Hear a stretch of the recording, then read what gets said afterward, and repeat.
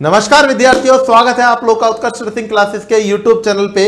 और आज हम फिर एक सफलता की कहानी, सफल अभ्यर्थी की जुबानी के साथ में आपके सामने लेकर के आ रहे हैं, क्योंकि ये मौसम ही, ये मौका ही कुछ इस प्रकार का है जहां पर जो बच्चों ने संघर्ष किया है, साल 2 साल जो बच्चे लगे रहे हैं, कंटिन्यूसली मेहनत कर रहे हैं और जिन्होंने अपना मुकाम हासिल किया है, जिन्होंने सिलेक्शन हासिल किया है, तो कहीं ना कहीं हमारा भी मन करता है उनसे कि भैया क्या ऐसा कारण रहा कि आप लोग सेलेक्ट हुए, विद इन शॉर्ट टाइम के अंदर सेलेक्ट हुए, आप लोगों ने क्या क्या परेशानियां झेली सिलेक्शन के बीच में, आप लोगों ने क्या क्या अपना सिलेक्शन के लिए आप लोगों ने क्या क्या एफर्ट्स लगाए, और वो शेयर करने से डेफिनेटली आप लोगों को भी बहुत कुछ सीखने को मिलता है। बोलते हैं ना, करत करत अभ्यास जड़वत हो सुदान। जैसे जैसे आप लोग अभ्यास करते जाते हैं वैसे वैसे आप परिपक्व होते जाते हैं। ठोकर लगने के बाद में ही इंसान सीखता है, लेकिन जो समझदार इंसान होता है वो नेक्स्ट बार ठोकर नहीं खाता है। तो यहीं पर अगर अपन बात करने की कोशिश करें हमको क्या करना चाहिए और किन चीजों से हमको दूर रहना चाहिए, तो इसी के बेस के ऊपर आज अपना सेशन लेकर के आ रहे हैं, सफलता की कहानी, सफल अभ्यर्थी की जुबानी।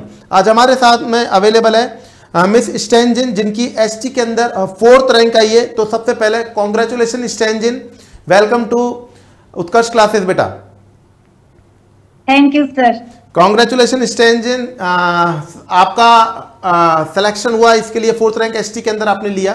पूरे उत्कर्ष परिवार की तरफ से मैं आपको कांग्रेस कहता हूं, आपके परिवार को कांग्रेचुलेशन देता हूं, और संग में ये और कहता हूं कि बेटा इसी प्रकार से आगे की तरफ बढ़ते रहो और सभी लोगों की आप मदद करते रहे। सबसे पहला स्टैंजिन मेरा आपसे क्वेश्चन रहेगा कि सिलेक्शन का आपको जब पता चला तो आपका कैसा रिएक्ट था एक बार के लिए? जब आपको पता चला कि आपने एसटी के अंदर 4th रैंक लिया तो आपका कैसा रिएक्शन था एक बार के लिए? सर सबसे पहले तो मेरा जब रैंक देखा था मेरा 942 रैंक आ रहा था। फिर मुझे लगा एसटी कैटेगरी में मेरा 942 रैंक आया है, इसलिए मैं तो थोड़ा डर गई कि अब क्या होगा एसटी के। फिर बाद में मुझे किसी का फोन आया कि वो ओवरऑल रैंक है वो वाला। फिर मुझे पता चला कि मेरा एसटी में 4th रैंक आया, तो मैं तब जाकर के थोड़ा सा आश्वस्त हुए कि हाँ ठीक है, मतलब एक बार के लिए you are to be under 1000 rank के अंदर थे, पर वो खुशी नहीं हुई। खुशी हुई जब अपना सिलेक्शन कंफर्म होना चाहिए भाई, कि सबसे पहले सिलेक्शन कंफर्म होना चाहिए, राइट? हाँ जी सर। Very good. चलो स्टैंजिन, अपने स्ट्रगल लाइफ में अगर आपसे बात करने की कोशिश करूं तो आप सबसे पहले जब डिग्री करा, आपने डिप्लोमा किया बेटा? जी मैंने बीएससी नर्सिंग किया है सर। बीएससी नर्सिंग किया है, किस ईयर के अंदर कंप्लीट किया आपने? अभी मेरे 2024 में ही खत्म हुआ है। ओहो, 24 का में डायरेक्ट ही 1 लाख की सैलरी। Good, very good. अच्छे कर्म करें इस वजह से, बिल्कुल आपका मेहनत का है, बहुत अच्छा लगा। आपने जस्ट 1 साल के एक्सपीरियंस के अंदर और अपनी रैंक हासिल करी और अपनी सीट भी हासिल करी। तो मैं अपने यूट्यूबर्स बच्चों के लिए, अपने स्टूडेंट्सों के लिए, उनकी तरफ से आपसे पूछना चाहूंगा कि आपने क्या क्या, सबसे पहले आप ये बताएं कि आप जब पढ़ाई कर रहे थे तो उत्कर्ष के संग में आपका जुड़ाव कैसे हुआ? सर सबसे पहले तो मैं सारे उत्कर्ष के जो जितने भी फैकल्टी से, टीचर से, Raju sir, Mukesh sir, Suresh sir, Amit sir और शैलेंद्र सर, आप सबको थैंक यू बोलना चाहती हूँ। बहुत बहुत धन्यवाद। आप लोगों के बिना तो पॉसिबल ही नहीं था ये हो पाना बेटा। एमडी सर बहुत बढ़िया। सभी टीचर्स भी देख रहे होंगे डेफिनेटली, और सभी टीचर्स के लिए भैया, सभी टीचर्स के लिए भी मैं धन्यवाद कहता हूं कि हमारे विद्यार्थी आपके लिए बहुत खुश है। और सबसे बड़ी बात होती है विद्यार्थी के आपके अंदर लगन है, हम तो एक जरिया है आपको मेहनत करवाने का। आपके अंदर लगन था, आपके अंदर ड्रीम था, आपके अंदर आपने हार्ड वर्क किया और आपने सिलेक्शन भी लिया। तो मैं भी बहुत बहुत धन्यवाद कहता हूँ अपनी टीम की तरफ से कि आपने इस लायक हमको समझा और आपने हमारे संग में जुड़ाव किया। तो बेटा सबसे पहले ये बताएं कि आपने उत्कर्ष को कब पहचाना, या उत्कर्ष को आपने कहाँ पर देखा? तो वो टर्निंग पॉइंट लाइफ का क्या था जब आप उत्कर्ष के संग में जुड़े? क्या देखा था आपने उत्कर्ष के अंदर? मतलब कौन सा पहला वीडियो था, क्या था आपने, फिर कौन सा बैच लिया, थोड़ा सा बताएं अपने बारे में। यस सर, मैंने जब मैं 4th ईयर में थी तब मैंने राजू सर का यूट्यूब पे क्लास देखी। Very good. वही से मैंने सोचा कि अगर मुझे कुछ, जब मैंने कोचिंग लेने की सोची तो सिर्फ मैंने सोचा कि राजू सर से ही क्लास लूंगी, तो मैंने उत्कर्ष ले लिया। वहाँ पे मैं उत्कर्ष में मैंने फाउंडेशन भेज लिया था 2.0 पेज। रामबाण, रामबा 2.0। Yes sir. मैं बेटा एक बात बताऊं, हमारा एक पहल है रामबाण 2.0, 3.0 और फाइनली अब रामबाण 4.0 आ रहा है। मैं इस बैच के लिए बहुत ज़्यादा बोलता हूं कि रामबाण 4.0 जो बैच या रामबाण जो बैच है वो सेंट्रल गवर्नमेंट एग्जाम्स के लिए और स्टेट गवर्नमेंट एग्जाम के लिए रामबाण सिद्ध होता है। क्या आप इस चीज़ के लिए मानते हैं कि अगर कोई स्टूडेंट रामबाण से पढ़ाई कर लेगा तो उसका मतलब बहुत अच्छा बेस क्लियर होता हुआ वो सेंट्रल गवर्नमेंट प्राप्त कर सकता है, स्टेट भी प्राप्त कर सकता है? आपको ऐसा लगता है बेटा? ये सर, रामबाण में तो सब कुछ पूरे बेसिक से ही पढ़ाया जाता है ना। Very good. तो मतलब सारे नर्सिंग के लिए वो अच्छा बेस था, मेरे लिए तो बहुत अच्छा था। वेरी गुड, बहुत बढ़िया, मुझे बहुत अच्छा लगा। उसके बाद में आपने रेगुलर प्रैक्टिस के क्वेश्चन सेशंस आप लोगों ने निकाले होंगे डेफिनेटली, उसके लिए क्या करेंगे? कितने मतलब आप किस प्रकार से क्वेश्चन सेशन, कितने क्वेश्चन आप अटेम्प्ट करते थे पर डे?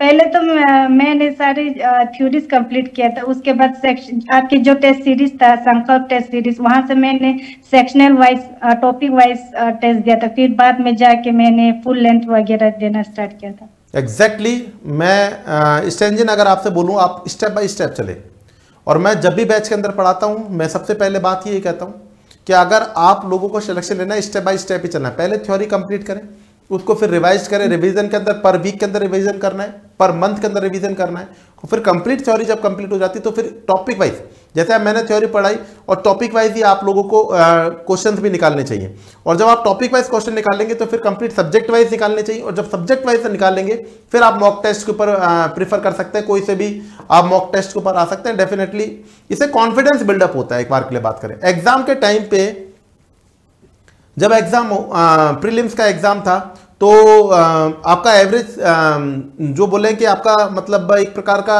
ऑरा क्या था, किस प्रकार से आपको डर लग रहा था, या फिर आपको मतलब मेंटली स्टेटस आपका क्या था उस समय? क्योंकि बच्चों का सबसे बड़ा प्रॉब्लम यही होता है कि बच्चे भी ये सोचते हैं कि हमारे नेगेटिव ज़्यादा हो जाएंगे, हम डरते हैं, मतलब बहुत सारी चीज़ें होती हैं क्वेरी। तो इसी बेस पे बताएं कि एग्जाम के टाइम पे आपका ऑरा क्या रहता था उस समय?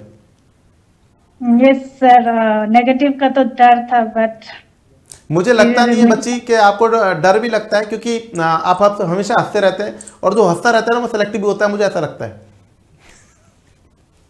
ये सर मुझे तो थोड़ा लग रहा था मेरा हो ही जाएगा, क्योंकि आप लोगों से पढ़े ना सर। वेरी गुड, नहीं ऐसी बात नहीं है, पढ़ लो चाहे कहीं से, सिलेक्शन तो होगा यहीं से। मेरे को तो ये लगता है कि हम लोग आप लोग के लिए बराबर में मेहनत करते रहते हैं, तो बच्चों को घबराने की जरूरत ही नहीं है, बट सिक्वेंशियल आप लोगों को रेगुलर चलना पड़ेगा। अगर आप लोग अपने सीक्वेंस को चेंज करने की कोशिश करेंगे, आप लोग डायरेक्ट ही एक बार के लिए थ्योरी कंप्लीट आधी अधूरी हुई और डायरेक्ट ही अपन मॉक टेस्ट पे कूदेंगे, डायरेक्ट ही अपन क्वेश्चनों करेंगे, मुझे लगता है कि वो फिर अनयूजुअल रहेगा। आपको लगता है कि उत्कर्ष के संग में जब हम जुड़े तो 0 से लेकर टॉप तक का मटेरियल आपको मिला और आपको इधर उधर कोई भी भटकने की जरूरत नहीं पड़ी किसी भी प्रकार से? यस सर, नहीं, मैंने सिर्फ उत्कर्ष से जो भी नोट्स बनाए थे, जो टेस्ट सीरीज वगैरह, एमसीक्यूज बैच भी मुझे मिला था। वेरी गुड, सारे वैसे कुछ उत्कर्ष से ही सब कुछ लिया। आई थिंक आपने प्राइम बैच लिया था शायद तक, फिर अगर आपको एमसीक्यू बैच मिला था तो? यस सर, प्राइम बैच ही लिया था मैं। आपका जो एमसीक्यू सेशन था वो कैसा था आपका, जो आपने एमसीक्यू सेशन लिया था उत्कर्ष का, वो अच्छा था सर। कॉन्फिडेंस बूस्टअप था डेफिनेटली? Yes sir. अच्छा, फंडामेंटल ऑफ नर्सिंग कैसी लगी सर? आप बहुत अच्छे पढ़ा था, आपका जो कॉन्सेप्ट समझाने का तरीका है वो बहुत अच्छा है।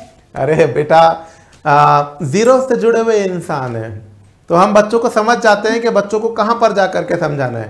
थैंक यू सो मच, मुझे बहुत अच्छा लगा आज। मेरे को जब बच्चे सफल होते हैं ना तो उनसे बात करके मुझे ऐसा लगता है कि यार हमने जो मेहनत करी 2.0 के अंदर पाँव खड़े खड़े रह करके, आपको पता है रेगुलरिटी पे क्लासेस रहती हैं हमारी मेरा रामबाण 2.0 एक बार अगर मैं ले लेता हूं तो फिर वो रुकता नहीं है, चाहे तो कोई सा भी रामबाण हो, कोई सा भी बैच हो। तो जब भी हम लेते हैं, हमारे एमडी सर का तोड़, हमारे राजू सर, हमारे मुकेश सर, हमारे सुरेश सर, हमारे कमला मैडम, हमारे जितने भी सारे टीचर्स हैं, अमित सर, इन्होंने पूरी मेहनत के संग में किया और उसका रिजल्ट आप लोगों का भविष्य भी है। तो बहुत अच्छा लगा बच्ची आपसे मिलकर के। आप एक हमारे बच्चों के लिए क्या कहना चाहेंगे कि क्या चीज़ों से दूर रहें एग्जाम के टाइम पे, या फिर क्या स्ट्रेटजी को मेंटेन करें? क्या आपने खुद के नोट्स बनाए, या फिर किस प्रकार से एक बार 9 से 10 के लिए आप क्या कहना चाहोगे बच्चों के लिए? क्या अब आप डेफिनेटली आप सीनियर हो चुके हैं, आप सेलेक्ट हुए हैं, तो आपका भी बनता है कि बच्चों को आप सही दिशा दें। और मैं कहूँगा भी यही कि हर बच्चे को आपको सही सलाह देना आपका फर्ज बनता है बेटा, कि आप बच्चों को बताओ कि ये गलती मत करो, ये गलती करो। तो इस बेस पे आप अपने उत्कर्ष परिवार के बच्चों को क्या कहना चाहेंगे? मैं तो यही कहूंगी, जितने भी अभी जो नोट से 10 के लिए प्रिपेयर कर रहे हैं, वो उन लोगों को सिर्फ जो क्लास की जो नोट्स बनाते हैं, लिखाते हैं टीचर से, वो उसी को ही रिवाइज करे और एमसीक्यू सॉल्व करे बस।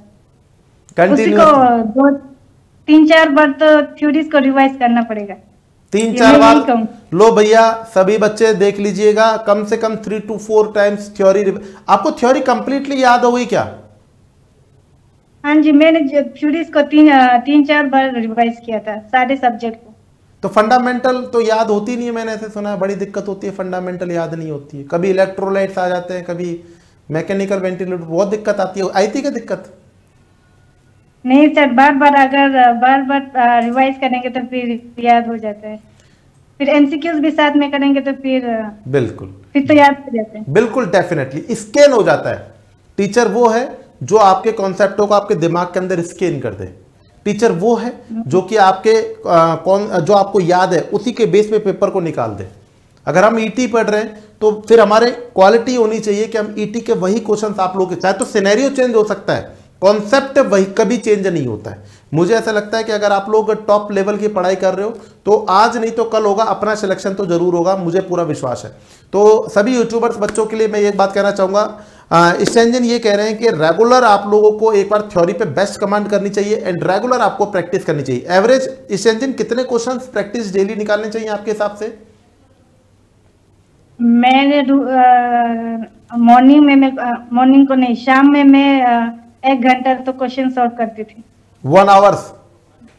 हाँ जी भाई, कॉन्फिडेंस दिखता है बच्ची के मुंह से, जबरदस्त कॉन्फिडेंस है बच्ची के मुंह से। क्योंकि कॉन्फिडेंस मैं बोलता भी हूं, मन के हारे हार, मन के जीते जीत। कॉन्फिडेंस जिसके पास में होगा वो डेफिनेटली सिलेक्शन निकाल ले जाएगा।